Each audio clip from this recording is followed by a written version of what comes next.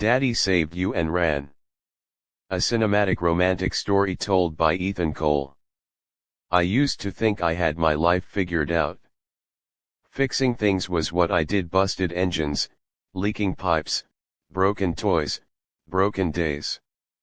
My little girl, Lily, said it best: my dad can fix anything. But the truth, some things break too deep for a wrench or a hammer to reach. It was a stormy Friday night when it happened, the kind that makes the sky crack with anger. I closed the shop early. Lily had a fever, and all I wanted was to get her home. The road was empty, just the hum of rain and my old truck fighting the wind. Then I saw it. A black SUV spinning out, slamming into the guardrail. Headlights flickering. Daddy! Stop! Someone's in there! Lily cried. I hit the brakes and jumped out, running through the storm. The door was jammed, the glass shattered. And then I saw her, a woman, her face pale, blood trickling from her temple. Hey, stay with me, I said. She looked at me, dazed. The car, it's smoking. I know. I've got you. The rain soaked through my shirt as I pulled the door open with everything I had.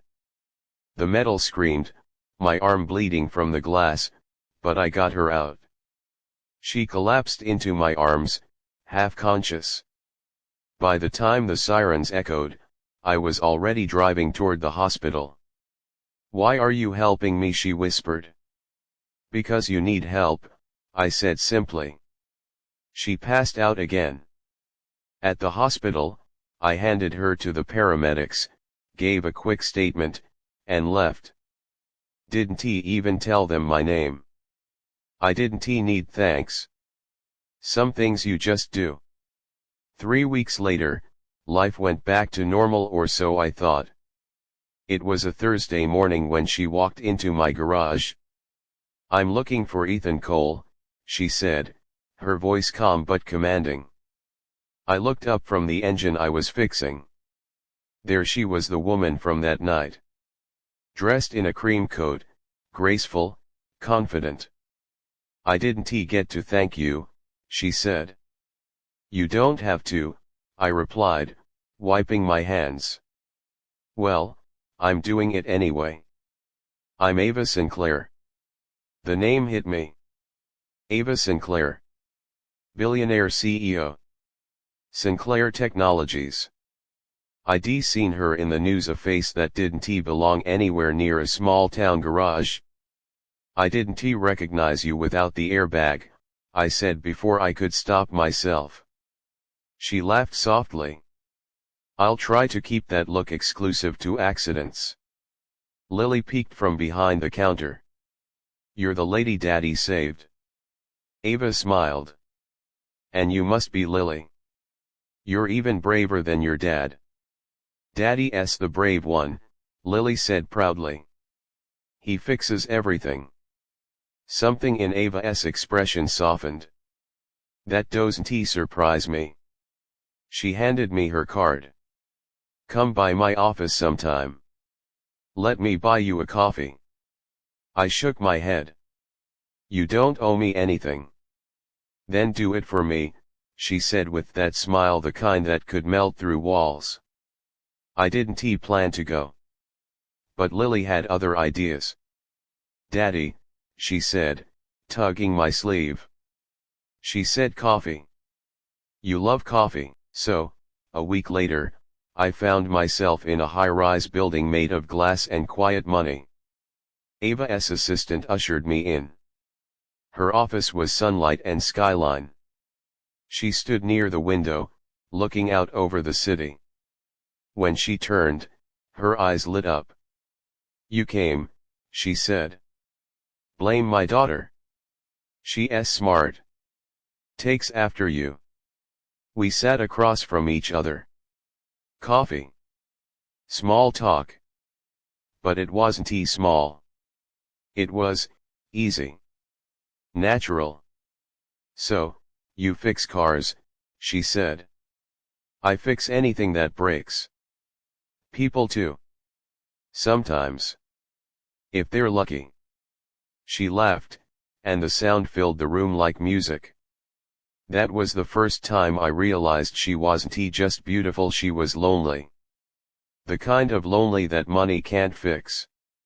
Over the next few weeks, she visited the shop.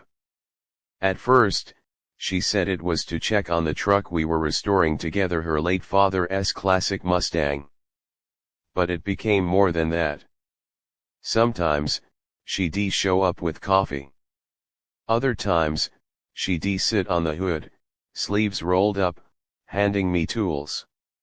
"You're not bad with a wrench," I said once. Careful, that almost sounded like a compliment. It was, I admitted. Lily loved her instantly. She'd run up, calling her Miss Ava, and sit beside her, showing her drawings or talking about school. Ava listened, really listened in a way people rarely do.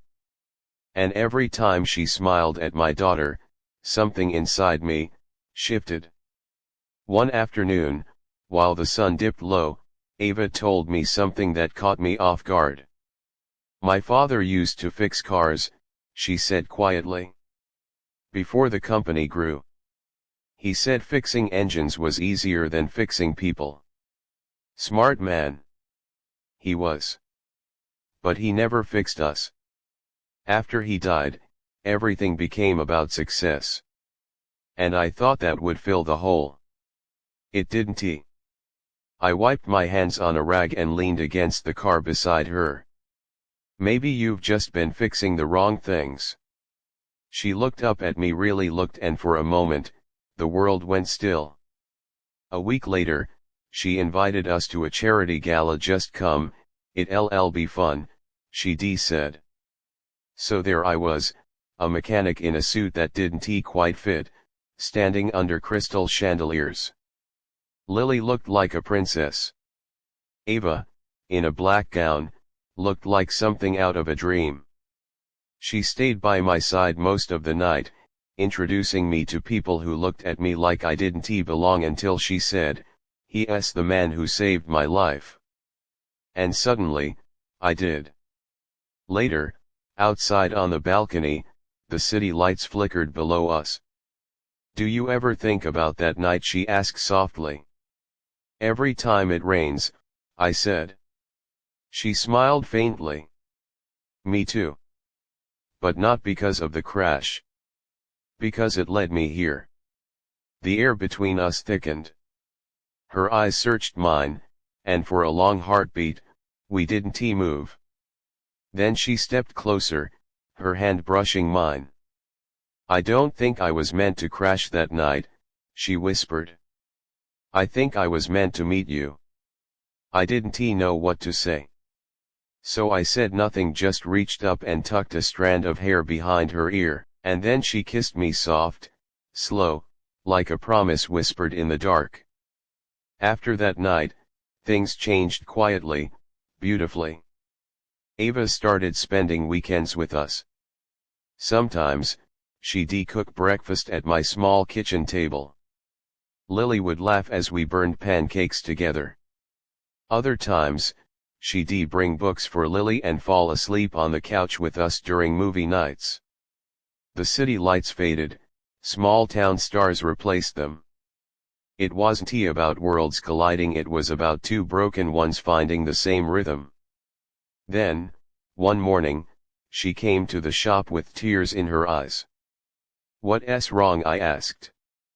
"They want me to move to London. The board says it's temporary, but..." She stopped, swallowing hard. "I don't want to leave." My chest tightened. I wanted to tell her not to go. To fight for us. But I'd been a fixer all my life, and some things, you can't fix. So I just said, "Then don't." Her voice broke. "You make it sound so simple." "It is," I said. "You just have to want it enough." She stepped forward and hugged me, holding on like the world might fall apart if she let go. I'll come back, she whispered. I promise. Months passed. She called, sent postcards, video chatted with Lily. But the nights grew quieter. I tried to move on, poured myself into work, into being the dad Lily needed. Then one rainy evening almost a year later, a familiar car pulled up outside the shop. I looked up, heart thudding. The door opened.